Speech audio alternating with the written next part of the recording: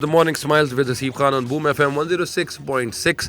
आप मेरी आवाज़ सुन रहे हैं बूम एफएम के स्टूडियो से। और मैंने आपको जिस तरह ब्रेक पे जाने से पहले गाना और ये न्यूज़ ब्रेक पे जाने से पहले आपसे अर्ज़ की थी कि एक मेहमान मेरे साथ होंगे, और वो मेहमान का भी मैंने आपसे तारुफ़ पहले करवाया था कि हमने जिस तरह अजनास की कीमतें जो हैं वो बहुत ज़्यादा बढ़ रही हैं और हमें ये समझ नहीं आ रहा कि हम क्या किया जाए। तो उनमें से हमें ये लगता है कि हम अपने घर के इंटीरियर्स पे तो बहुत ज़्यादा जोर देते हैं मोस्ट ऑफ द टाइम, लेकिन हमारे लिए जो सबसे ज़्यादा इंपॉर्टेंट चीज़ है वो ये है कि हमारा अपना जो ग्राउंड है या हमारे ग्राउंड में कुछ ना कुछ कोई चीज़ें बन रही हैं, या अगर कोई भी ऐसा कि हमने बैठना है अपने ग्राउंड में और बच्चों से बात करनी है, खेलना है, गपशप लगानी है, या ऊपर टेरेस में कुछ ना कुछ करना है, तो उनके लिए भी हमारे पास कुछ ना कुछ ऐसी टिप्स होनी चाहिए जो कि आपका घर को और खूबसूरत कर दें। मेरे पास जो आज जो शख्सियत मौजूद हैं जी, वो डॉक्टर अली असलम साहब हैं। He is a PhD in horticulture और उन्होंने फ्रॉम चाइना, और उन्होंने पोस्ट डॉक जो है वो साउथ कोरिया से किया है, और now he is here as the head of department faculty of agriculture and veterinary sciences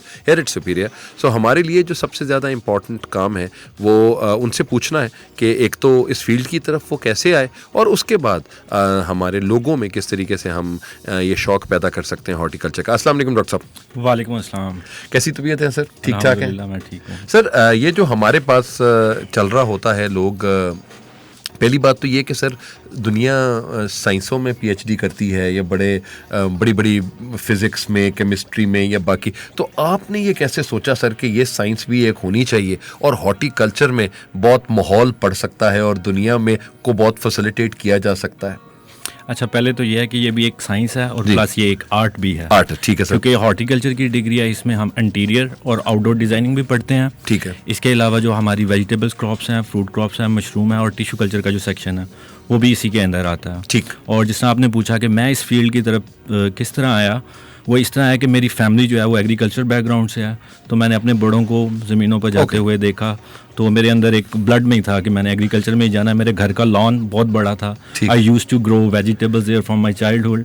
तो इस तरह मेरा शौक डेवलप होता गया, और बाय चॉइस मैं इस फील्ड में। सबसे आसान क्या है, क्या चीज़ उगाना है सर? कौन सा जो सब्जी है या फल है जो आप बड़े आराम से आप उगा सकते हैं, और उसको फिर जब आप अपने ही बाग का फल खाएंगे तो इससे अच्छी तो और कोई बात नहीं हो सकती, या सब्जी खाएंगे तो?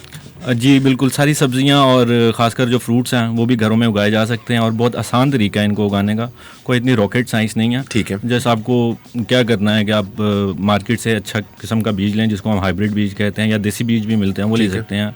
आपके पास अच्छी सॉइल होनी चाहिए, उसको सीज़न में जो है वो आप सो करें, और उसके बाद पानी देते रहें, और That's it. You can harvest it. अच्छा सर, फूलों के लिए बहुत से कहा जाता है कि जी गुलाब और चंबेली, और उसमें साथ में वो पूरा का पूरा एक एम्बियंस और एनवायरनमेंट बनता है, और गुलाब आपको अंदाज़ा है कि 14 फरवरी को तो वैसे ही नहीं मिलता तो वो अगर हम अपने घर पे उगा लें गुलाब तो हम कम से कम ये तो फैसिलिटेट कर सकते हैं मुफ्त, अपने दोस्तों को या चाहने वालों को हम वो मुफ्त दिया जा सकता है। ऐसा ही है? जी बिल्कुल ऐसा ही है। सिर्फ गुलाब ही नहीं, ग्लैड जो एक लॉन्ग स्टिक आती है वाइट कलर की और डिफरेंट कलर्स में, वो उनको उगाना जो है बहुत आसान है।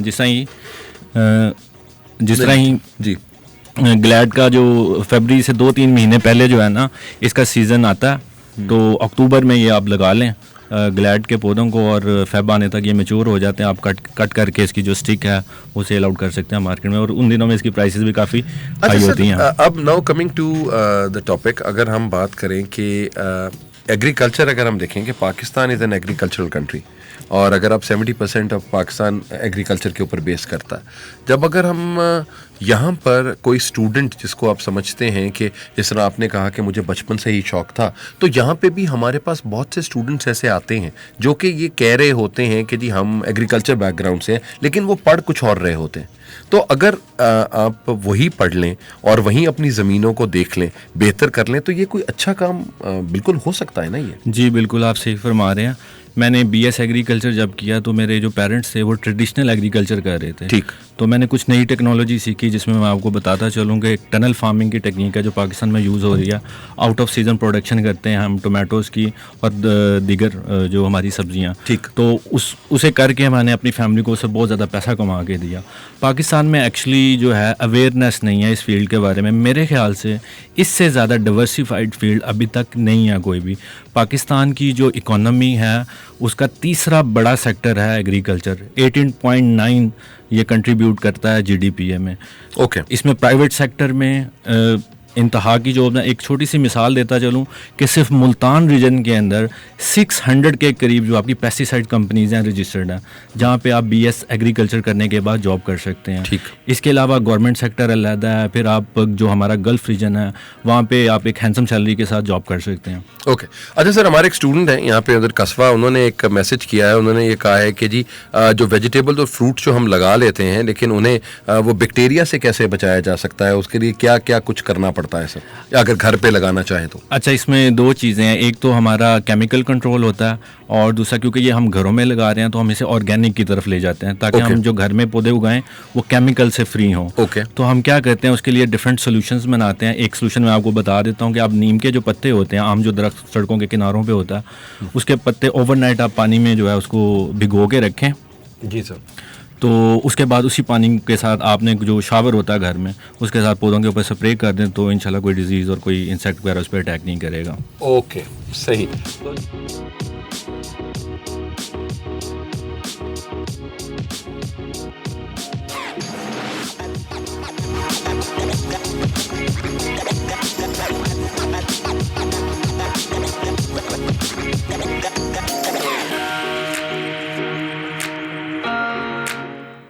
Okay sir, that's very nice जी। अच्छा सर, हमारे जो स्टूडेंट्स हैं जो जिन्होंने FA किया हुआ है या जो FSC करके भी आ रहे हैं और उन्होंने अपने फ्यूचर को सोचा हुआ है कि वो अपने फ्यूचर में या तो दे विल गो फॉर कोई डॉक्टरिंग या इंजीनियरिंग या किसी और तरीके के साथ है, और इसको हम सर उन बच्चों के लिए हम क्या चीज़ आप दे सकते हैं कि अगर वो हॉर्टिकल्चर में या एग्रीकल्चर के अंदर अपनी डिग्री लेते हैं तो अपनी डिग्री को वो किस तरीके से यूज़ कर सकते हैं और उसका स्कोप क्या है सर?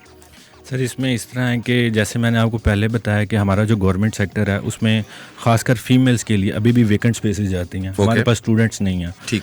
इसी तरह आप इवन कि अब रिसेंट एक पॉलिसी आई है एजुकेशन डिपार्टमेंट की तरफ से कि आप BS एग्रीकल्चर करने के बाद as a assistant education officer भी लग सकते हैं। 16 ग्रेड होता है, उसकी 75,000 जो है सैलरी है। और अगर इसी तरह आप पेस्टिसाइड को कंपनी को ज्वाइन करते हैं तो उसमें आपको 4 व्हील ड्राइव देते हैं, 50 to 80,000 तक आपकी सैलरी होती है। ठीक है। इसके अलावा आप किसी भी बाहर की कंट्री में जा सकते हैं, आपको कोई रजिस्ट्रेशन वगैरह की ज़रूरत नहीं है। इस टाइम जो सऊदी अरब और जो UAE है वो बड़ी हॉट प्लेस है एग्रीकल्चर के लिए, क्योंकि वहाँ पे ग्रीन रेवोल्यूशन और इंडोर फार्मिंग का बड़ा ट्रेंड चल रहा है इस वक्त, तो आप वहाँ भी जा सकते हैं। तो बड़ा ब्राइट फ्यूचर है इसमें। ओके जी, जितने भी स्टूडेंट्स जी हमारी बात सुन रहे हैं और अगर उनको ये लगता है कि उनके पास बहुत ज़मीनें हैं, उनके अब्बा जो हैं वो एग्रीकल्चर बैकग्राउंड से हैं और जद्दी पुश्ती, there are lots of lands that they acquire, so उनके लिए ज़रूरी है, वो कहते हैं कि if you want to change the system you should be in the system to change it. तो आप जब आएंगे और वहाँ पर और ज़मीन के साथ प्यार, ज़मीन के साथ दोस्ती, ज़मीन के साथ मोहब्बत जो है वो बहुत ज़्यादा ज़रूरी है, और जितने प्यार और मोहब्बत से आप वो फल लगाते हैं और वो बीज बोते हैं उतनी ही और उसी प्यार के साथ उसको सींचते हैं तो मुझे लगता है कि उसी तरीके का रिजल्ट भी आता है। क्यों ऐसे ही है डॉक्टर साहब? बिल्कुल ऐसे ही है। अच्छा डॉक्टर साहब, हमारे बच्चों को क्या क्या सब्जेक्ट्स पढ़ने पड़ते हैं इस लिहाज में कि जी पहले साल क्या पढ़ेंगे, दूसरे साल क्या पढ़ेंगे, अगर वो ये डिग्री कर रहे हैं उनसे वो किस तरीके से बाकी इंटरनेशनली भी वही चीज़ें हो रही होती हैं? क्योंकि अभी सर जिस तरह यूनिवर्सिटी ऑफ एग्रीकल्चर है फैसलाबाद, तो फैसलाबाद के हर चीज़ ये एसोसिएट होती है, जो भी हम ये काम इस तरह की कोई डिग्रीज ले रहे होते हैं तो वो कहते हैं जी फैसलाबाद चले जाएं आप। तो यहाँ पर when you are doing it here at superior, तो वो कहाँ पे उसके साथ मैच करेगा और वो इंटरनेशनली कितना ज़्यादा मतलब बेनिफिशियल होगा फॉर द स्टूडेंट्स? अच्छा, इसमें ऐसे है कि डिग्री के जो पहले 2 साल होते हैं उसमें जितने भी एग्रीकल्चर के अलाइड सब्जेक्ट्स हैं, जिसमें प्लांट पैथोलॉजी है, एंटोमोलॉजी है, सॉइल साइंस है, एग्रीकल्चर एक्सटेंशन है, एग्रीकल्चर बिजनेस है, इस तरह के हम कोर्सेज पढ़ते हैं उसमें। उसके बाद 2 साल के बाद बच्चे को मार्क्स बेस पे चॉइस दी जाती है कि वो किस मेजर को अडॉप्ट करना चाहता है। मीन्स कि वो स्पेशलाइज किस में करना चाहता है, वो हॉर्टिकल्चर में जाना चाहता है, प्लांट पैथोलॉजी में जाता है, ये बिल्कुल उसी तरह जिस तरह हमारा MBBS होता है। ठीक है, तो फिर उसी के मुताबिक इनकी जॉब्स होती हैं इनके रिलेटिव डिपार्टमेंट में।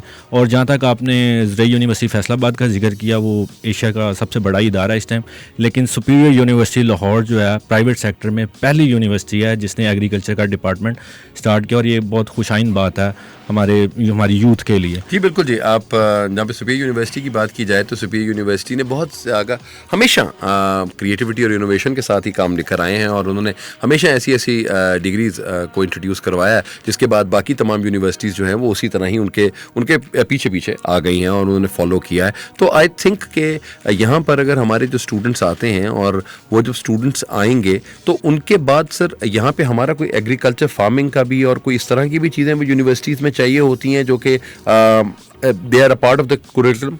जी बिल्कुल ऐसे ही है कि जहाँ आप एग्रीकल्चर डिपार्टमेंट बनाएंगे तो ऑफ कोर्स प्रैक्टिकल के लिए उनको एग्रीकल्चर लैंड चाहिए होगी, जो कि सुपीरियर यूनिवर्सिटी का प्रोजेक्ट एक ओकाड़ा के करीब चल रहा है अभी, क्योंकि हमने इसको सिर्फ एक फैकल्टी नहीं बनाना, इसको एक यूनिवर्सिटी की तरफ लेके जाना। बिल्कुल सही। तो उसलिए हमारा ये सारा जो प्रोसेस है वो चल रहा है। और इसमें एक बड़ी इंपॉर्टेंट बात बताता चलूँ कि बाकी यूनिवर्सिटीज़ की निस्बत यहाँ पे क्या डिफरेंस है प्राइवेट सेक्टर में। एक तो इसमें यह है कि हमारे डिफरेंट कंट्रीज़ के साथ MOU साइन हो रहे हैं। एक हमारा Chinese academy of agriculture sciences है which is the world best institute in Asia, उसके साथ हमारा नेक्स्ट वीक या आफ्टर 2 वीक्स MOU साइन होने जा रहा है, जिसके ज़रिए जो है हमारा सेमेस्टर एक्सचेंज प्रोग्राम होगा, जो बाकी किसी यूनिवर्सिटी में नहीं हो रहा। और इसके अलावा हमारे अपने जो फार्म है और मॉडर्नाइज फार्म है जिसमें हाइड्रोपोनिक है वो डेवलप हो रहा है, साथ में वेटनरी का सेक्शन डेवलप हो रहा है। तो इसलिए और इसकी फ़ीस जो है हमारी खासकर सुपीरियर यूनिवर्सिटी की वो कंपेयर टू गवर्नमेंट कम है, जबकि प्राइवेट सेक्टर में ऐसा नहीं होता। ओके जी, बहुत से स्टूडेंट्स जो हमारे इस प्रोग्राम को सुन रहे हैं उनके लिए है, अगर आप ये चाहते हैं कि आप एग्रीकल्चर की फील्ड में कोई नाम करें तो superior university is your first choice, और आप देख लें। और अगर गवर्नमेंट की इंस्टीट्यूशंस की भी बात करते हैं तो हमारी जो फ़ी है वो उन गवर्नमेंट इंस्टीट्यूशन से भी कम है, और जो मेयार है वो कि सुपीरियर यूनिवर्सिटी जो है वो रैंक कर रही है top among all Pakistan universities. So हमारे लिए दैट्स एन ऑनर, और आपने अगर सुपीरियर बनने का इरादा कर ही लिया है तो superior university is the place for you. एक छोटे से ब्रेक लेते हैं जी, और ब्रेक के बाद वी आर कमिंग अप।